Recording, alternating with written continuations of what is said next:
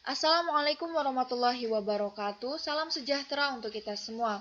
Di pertemuan ketiga sistem sirkulasi, kita akan membahas tentang sistem limfatik. Di dalam sistem ini terdapat organ limpa, pembuluh limpa, dan cairan limpa. Namun, sebelum kita mempelajari tiga submateri tadi, terlebih dahulu kita harus mengetahui apa yang disebut dengan sistem limfatik. Sistem limfatik merupakan sistem tambahan ataupun sistem sekunder yang ada pada sistem sirkulasi dan transportasi pada manusia. Pada gambar berikut ini dilambangkan atau dicirikan bahwa sistem limfatik berwarna hijau dan terdapat nodus-nodus yang hampir tersebar di seluruh tubuh manusia. Dan pembuluh-pembuluh yang saya katakan tadi akan terbagi lagi menjadi dua jenis, yaitu pembuluh limf kanan dan pembuluh limf kiri. Bagian biru ini adalah bagian pembuluh limf kanan, di mana dia berfungsi untuk menampung cairan limpa yang berasal dari kepala kanan, leher kanan, dada kanan, dan lengan kanan. Nantinya, pembuluh limpa ini akan bermuara pada vena yang berada di bawah selangkah kanan. Sedangkan untuk pembuluh limf kiri dilambangkan dengan warna kuning, di mana dia akan menampung cairan dari kepala kiri, leher kiri, dada kiri, lengan kiri, serta tubuh bagian bawah, dan akan bermuara pada vena di bawah selangkah kiri. Selanjutnya kita akan membahas tentang fungsi sistem limfa. Pertama, sistem limfa berfungsi untuk mengembalikan kelebihan cairan jaringan, di mana saat cairan jaringan tidak dikeluarkan, maka cairan akan berkumpul di ruang antar sel dan akan menyebabkan penyakit edema. Untuk itu, sistem limfa sangat penting dalam mencegah penyakit edema pada manusia. Yang kedua adalah mengendalikan kualitas aliran cairan jaringan dengan cara menyaringnya melalui nodus-nodus limfa sebelum dikembalikan ke sistem sirkulasi. Yang ketiga, mengeluarkan zat-zat toksin atau zat-zat racun dan sel debris atau sel yang sudah rusak dari jaringan setelah terjadi infeksi atau kerusakan jaringan. Yang keempat, mengangkut lemak yang sudah berbentuk emulsi dari usus ke sistem peredaran darah. Yang kelima, mengembalikan protein plasma ke dalam sirkulasi agar protein plasma tidak mengganggu dinamika kapiler. Yang selanjutnya, mengangkut limfosit dari kelenjar limpa ke sirkulasi darah, selanjutnya menyaring dan menghancurkan mikroorganisme, dan yang terakhir menghasilkan zat antibodi untuk melindungi tubuh terhadap infeksi. Kita masuk pada submateri yang pertama, yaitu tentang organ sistem limfa. Di sini terdapat nodus limfa atau yang disebut dengan kelenjar getah bening. Kelenjar getah bening ini berbentuk oval dan ukurannya sekitar 1–20 mm. Dia berfungsi untuk menyaring dan menghancurkan partikel asing, misalnya bakteri, agar tidak menyebar ke jaringan tubuh. Kelenjar getah bening ini terbagi menjadi beberapa jenis. Yang pertama ada nodus submaksila, di mana letaknya di bagian dasar mulut. Setelah itu terdapat nodus cervix yang berada di bagian leher. Ada juga nodus supracochlear yang berada di lipatan siku, tetapi di gambar ini tidak ada. Setelah itu terdapat nodus ketiak yang berada di bagian ketiak, dan terdapat nodus inguens yang berada pada lipatan paha. Setelah nodus limpa, terdapat kelenjar timus. Kelenjar timus letaknya di bagian tengah dada, tepatnya di antara paru-paru. Berjumlah 2 buah, yaitu bagian kanan 1 dan bagian kiri 1. Warnanya kemerahan, dan pada bayi beratnya hanya sekitar 10 gram, sedangkan pada orang dewasa beratnya mencapai 30–40 gram. Namun berat ini dapat mengecil kembali pada usia lanjut. Kelenjar timus berfungsi dalam kekebalan tubuh manusia karena dia memproduksi limfosit T.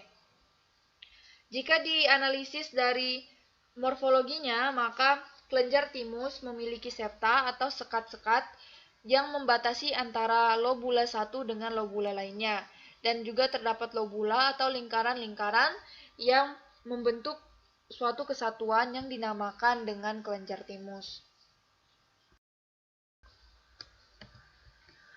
Organ yang ketiga adalah kelenjar amandel atau tonsil. Tonsil ini terletak di bagian kanan dan di bagian kiri faring di belakang rongga mulut. Fungsi dari tonsil adalah untuk menyaring ataupun membunuh virus dan bakteri yang masuk ke dalam tubuh melalui mulut, hidung, ataupun kerongkongan. Kelenjar amandel ini seringkali kita temukan meradang karena dia terlalu banyak atau terlalu keras bekerja dalam membunuh virus ataupun bakteri yang masuk ke dalam tubuh manusia. Untuk itu sangat penting menjaga kebersihan tubuh agar peradangan tonsil dapat dihindari. Setelah tonsil terdapat limpa atau lien. Limpa merupakan kelenjar berwarna ungu tua, terletak di bagian sebelah kiri abdomen dan berfungsi untuk menghasilkan limfosit dan zat antibodi, menghancurkan sel darah putih dan trombosit, serta menghasilkan sel darah merah pada masa janin. Jika dilihat dari segi anatomi, silakan cermati gambar yang saya tunjuk berikut ini, di mana di bagian terluar terdapat kapsul, dan di bagian dalamnya terdapat trabekula atau rongga, dan juga terdapat vaskular sinusoid, terdapat white pulp dan red pulp, juga terdapat pembuluh arteri dan pembuluh vena. Selanjutnya yaitu pembuluh limpa. Terdapat di seluruh tubuh dan organ tubuh kecuali saraf pusat, bola mata, telinga dalam, epidermis kulit, kartilago, dan tulang. Pembuluh limpa berupa pena kecil yang memiliki banyak katup, serta berdinding transparan dan sangat permeabel, sehingga partikel yang berukuran sangat besar dapat masuk ke dalam jaringan. Pembuluh limpa terkecil atau kapiler limpa terdiri atas lapis endotelium yang berukuran lebih besar daripada kapiler darah. Pembuluh limpa terkecil terdapat pada villi usus halus yang disebut lakteal atau saluran limfa. Lakteal berfungsi membawa lemak ke peredaran darah. Pembuluh limpa kecil menyatu menjadi pembuluh limpa besar. Jika dilihat dari anatomi, silakan Anda cermati gambar yang saya sediakan berikut ini, di mana di sini terdapat katup yang mencegah arus balik, atau dalam bahasa Inggrisnya disebut dengan valve to prevent black flow. Setelah itu terdapat juga nodul, korteks, helium yang merupakan rongga tempat penampungan cairan getah bening, dan pembuluh limpa atau saluran pembuluh limpatik, terdapat sinus dan kapsul. Setelah itu terdapat juga cairan limpa. Cairan limpa adalah cairan jaringan yang diabsorpsi ke dalam kapiler limpa, berwarna kekuning-kuningan serta mengandung plasma protein, limfosit, keping darah, fibrinogen, lemak, dan sedikit oksigen. Cairan limpa tidak mengandung sel darah merah dan karbon dioksida. Selanjutnya mengenai aliran sistem limfa. Nah, cairan limfa berasal dari cairan jaringan melalui difusi atau filtrasi ke dalam kapiler-kapiler limfa hingga masuk ke sirkulasi darah melalui vena. Seluruh pembuluh limfa memiliki katup-katup sehingga ketika kapiler limfa ditekan oleh sumber apapun termasuk kontraksi dinding pembuluh dapat menyebabkan cairan limfa mengalir maju ke satu arah sepanjang pembuluh limfa. Faktor-faktor yang menggerakkan cairan limfa diantaranya adalah kontraksi otot, inspirasi dan ekspirasi, pernafasan, dan pemijatan atau massage tubuh. Selanjutnya siklus cairan limfa. Berawal dari cairan interstisial dari jaringan menuju ke kapiler limfa, kemudian dihantarkan ke saluran penampung. Selanjutnya dilanjutkan ke pembuluh limfa yang lebih besar dan berakhir membentuk trunkus atau batang saluran limfa utama. Selanjutnya perbedaan peredaran darah dan peredaran limfa. Jadi untuk ciri-cirinya, sistem peredaran darah pada peredaran darah atau mekanisme peredaran darah pada manusia itu tertutup, sedangkan pada peredaran limfa itu terbuka. Kemudian zat yang dialirkan pada peredaran darah itu darah berwarna merah, sedangkan Pada peredaran limfa mengalirkan zat getah bening berwarna kuning keputihan. Selanjutnya, tenaga pendorong pada peredaran darah adalah kontraksi otot jantung, sedangkan pada limfa itu kontraksi otot rangka. Zat yang diangkut oleh peredaran darah merupakan asam, lemak, dan gliserin atau lemak. Kemudian pada peredaran limfa itu oksigen, karbon dioksida, protein, dan gula. Pembuluhnya pada peredaran darah ada arteri dan vena, sedangkan pada peredaran limfa itu pembuluh getah bening. Terdapat dua, yakni ductus thoracisus dan ductus lymphaticus dexter. Kemudian gangguan sistem transportasi dan sirkulasi. Yang pertama, anemia atau kurang darah. Anemia adalah keadaan saat jumlah sel darah merah atau jumlah hemoglobin dalam sel darah merah berada di bawah normal. Ini dapat dilihat gambarnya, sel darah merahnya berada di bawah normal. Ini normal, yang ini anemia. Terlihat tangan yang menderita anemia itu sedikit pucat karena kekurangan hemoglobin. Kemudian hemofilia atau darah sukar membeku. Hemofilia ini adalah kegagalan dalam proses pembekuan darah pada pembuluh darah yang cedera, sehingga darah itu sulit membeku. Nah, hemofilia disebabkan oleh defisiensi faktor pembekuan darah. Sekitar 80% hemofilia disebabkan oleh kelainan genetik atau penyakit keturunan. Kemudian leukemia atau kanker darah. Leukemia adalah gangguan produksi leukosit yang terlalu banyak. Leukemia dapat terjadi pada semua umur, terutama anak-anak. Pada leukemia akut, kematian dapat terjadi dalam beberapa minggu. Pada leukemia kronik, pasien masih dapat hidup dalam beberapa tahun. Selanjutnya siklemia, anemia sel sabit. Nah, penyakit ini merupakan penyakit genetik akibat mutasi gen yang menyebabkan sel darah memiliki hemoglobin abnormal, sehingga kekurangan jumlah oksigen dan berbentuk seperti bulan sabit. Ya, terlihat ya. Sel darah ini sel darah normalnya dan dia membentuk bulan sabit karena kekurangan oksigen. Selanjutnya, hipertensi atau tekanan darah tinggi.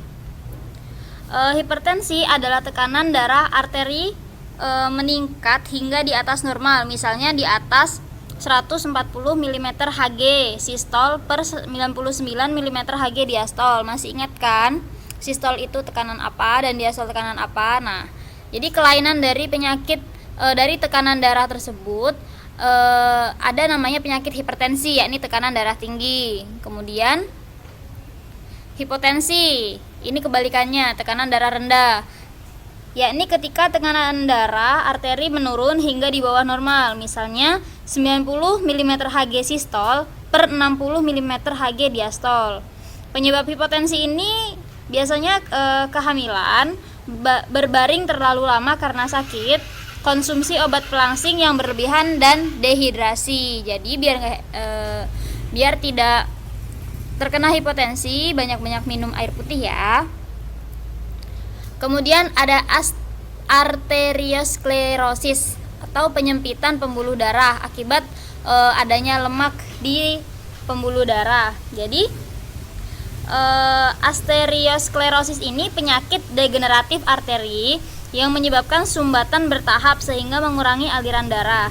Di bawah lapisan arteri terdapat plak-plak lemak. Ini bisa terlihat plak-plak lemaknya. Hal tersebut dapat disebabkan oleh kolesterol teroksidasi, radikal bebas, tekanan darah tinggi, homocysteine, bahan kimia yang dibebaskan dari sel lemak, dan bakteri atau virus perusak dinding pembuluh darah.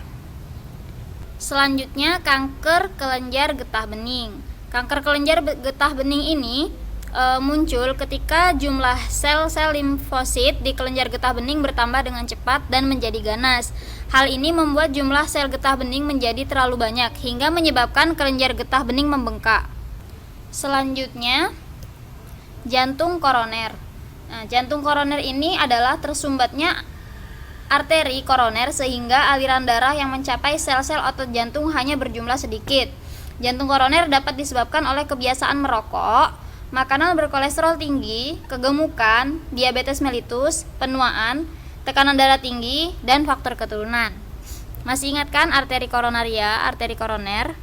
Jadi ini arteri yang mengitari jantung itu bermasalah. Kemudian varises. Nih. Varises ini merupakan pelebaran pembuluh darah vena, biasanya pada anggota tubuh bawah, misalnya pada betis. Varises disebabkan oleh menurunnya elastisitas pembuluh vena, misalnya karena terlalu lama berdiri atau memakai sepatu berhak tinggi yang memaksa vena bekerja lebih berat. Selanjutnya, infark miokard (IM). Umumnya disebut sebagai serangan jantung.